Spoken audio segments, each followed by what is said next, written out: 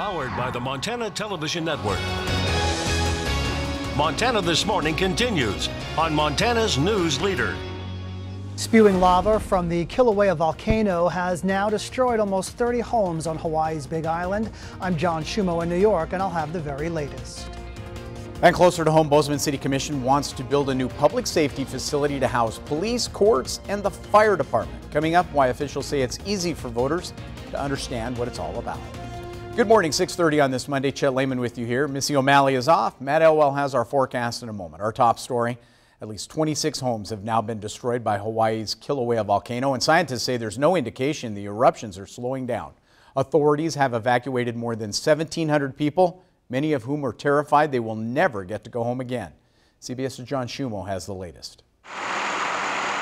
From the air, you can watch the lava flows in Hawaii's Leilani estates ignite the houses and then slowly consume them. Amber Makuakane is among dozens who watch videos of their homes disappear. My son asks, "Mommy, can we go home?" More than 1,700 people have been evacuated since hundreds of earthquakes started rocking the Big Island last week, and at least 11 volcanic fissures spontaneously opened up. Some lava flows are creeping through neighborhoods, some are at a slow boil, others spewing 200 feet into the air. It's like a Goliath, or like a roaring jet engine. Letting people eat down to Miley Street only. Get your belongings and get back out. Some families have been allowed back in, cramming as many clothes and keepsakes that can fit into their cars. If we get to go a second load, then we'll pick things that maybe would make our life more comfortable. But right now we're living out of a backpack. Many evacuated residents are frustrated by the long lines to get back into their homes, but there's a concern lava will cover more roads and trap people inside. The prognosis is for this to continue. We see no slowdown in activity. Lava has spread nearly 400,000 square feet surrounding the most active fissure. John Schumo, CBS News, New York. What makes this challenging, scientists say lava flow could slow in some places while intensifying in others, but by no means are they out of the woods on this yet. No signs of stopping.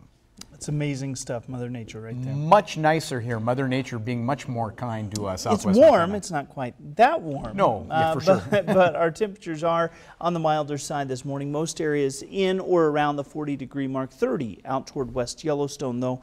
Most areas will deal with the potential of a shower, maybe even a rumble of thunder for the afternoon with temperatures into the 60s today, both east and west of the divide. Today's going to be wet, dry on Tuesday, but more rain on the way, especially as we get late in the week. We'll, of course, break that all down coming up in just a few minutes. Thank you, Matt. 6:32 now. Yesterday, crews battled a structure fire at a business on Calico Drive in the Bozeman area. The call came in just before 8 o'clock as a passerby reported seeing smoke at the House in Order Storage Solutions building. Several crews, including Highlight Fire, Bozeman Fire, and the Gallup County Sheriff's Office responded to the scene. They were able to get that fire under control in less than an hour. Assistant Fire Chief at Highlight, Brian Nicolai, says firefighters believe the blaze started on the exterior of the building, slowly burned its way inside. Fortunately, no one was injured. The building is considered a partial loss. Cause of that fire remains under investigation. Now, the City of Bozeman will decide the next steps for the public safety facility at tonight's City Commission meeting. MTN's Medeiros Babb finds out the earliest this project could show up on voter ballots. We have for police, what we have for fire stations, and what we have for the city courts are overwhelmed. Deputy Mayor Chris Mell says building a $37 million Bozeman public safety building would solve all three of these problems. The county sheriff's office and Bozeman police are currently located right behind me in the Law and Justice Center. This will change if the public safety facility is approved by Bozeman voters. We now have officers changing in the bathroom. We have female officers changing in the shower. We just don't have space. And they're in a building that's an old Catholic school. It's not meant to be a police station. In the new facility, city courts, police, and fire stations would be under one roof, costing the average taxpayer $146 a year. It's rare that you have that clarity. Hey, for this much a year, this is what you'll get in return. No hidden agendas, nothing secret. It's a straight up, straight down vote. City Manager Andrea Surratt says the city is recommending the commissioners put the project up for approval on the November 6th ballot. So I think it's absolutely time to put this program into action and to give the voters a chance to decide. Every year, construction inflation, we're told, is 6%, so that changes the cost of the project, and so we'd like to get started as soon as possible. Both Surratt and Mell say they believe this motion will be passed during Monday night's meeting. In Bozeman, Medeiros Babb, MTN News. By the way, last week, Gallatin County wrote a letter to Mayor Cindy Andrus saying if the city chooses to put the public safety facility on the November ballot, the county will push back the vote for the Law and Justice Center to a different date. In other headlines, former general and fired National Security Advisor Michael Flynn will not attend a rally for Republican U.S. Senate candidate Troy Downing. Downing posted the news on a campaign Facebook page. Flynn cited a family emergency preventing him from coming to Montana. Downing's campaign canceled the rally scheduled for tomorrow at a private hangar at the Billings Airport. Flynn recorded a video message voicing support for Downing. Now, it is unclear if those who donated to meet Flynn will be refunded. And Saturday in Helena, the Montana Army National Guard celebrated a new command during a change of command ceremony. Brigadier General Robert Sparing relinquished command to Colonel Donald Emerson. MTN's Lindsay Ford went to the ceremony at Fort Harrison and has our story.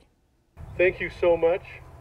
It's an honor and privilege to have you all here for this change of command ceremony. Military personnel, our nation's congressional reps. It's an honor to be here to mark this change of command. Friends and family were invited to the Montana National Guard to hold change of command ceremony.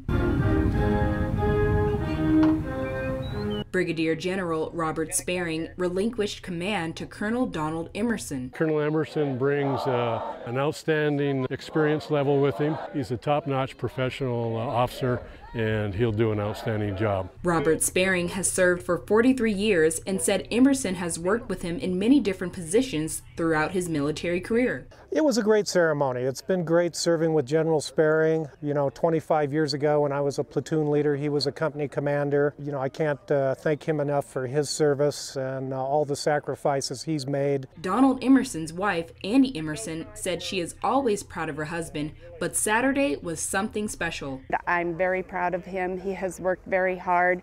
I know that his heart goes out to the soldiers. He thinks of soldiers first, and I think that's the main thing for a leader, is somebody who cares about their soldiers and has their best interests. Really, I just intend to continue providing support to the subordinate commands, the brigades, the battalions, so that they can accomplish their mission and achieve the necessary readiness aim points that they're required to achieve. In Helena, Lindsay Ford, MTN News. Now, to learn more about the Montana National Guard leaders, their careers, you can visit us online. Back here at home, the Gallatin Valley Bike Club had its annual bike swap Saturday to encourage citizens to buy a bike and get active. Bike swap has been happening for more than 20 years. Friday, people could drop off their used bikes to be sold. Mountain bikes, kid bikes, road bikes were all on display. The bike club sells these consignment bikes and then takes 15% of the profit. Vice President of the club, Alexander Lucier, says the money then goes towards putting on events like Bike for Kids and Bike to Work Week. Anything bike related and seeing a whole bunch of people come in here excited to ride bikes for us is fantastic, and for us to be able to enable that basically serves our purpose as the bike club. That's what we're here for. Now, Lucier says he is proud to be a part of the Gallatin County Bike Club that is now currently celebrating its 40th anniversary. Congratulations to them. We're going to take a quick break. Here's a couple of stories and a look ahead to CBS This Morning. It's Melanoma Monday. I'm Dr. Malika Marshall with what you need to know about skin cancer. Good morning. Ahead here on CBS This Morning, we're in Hawaii with a look from the ground and the air at the lava that's destroyed dozens of homes and is still moving. And people who received a telemarketing call for Dish Network may be able to collect $1,200 per call. There's only one problem. Those eligible keep hanging up on the lawyers trying to distribute the cash. We'll see you right at 7.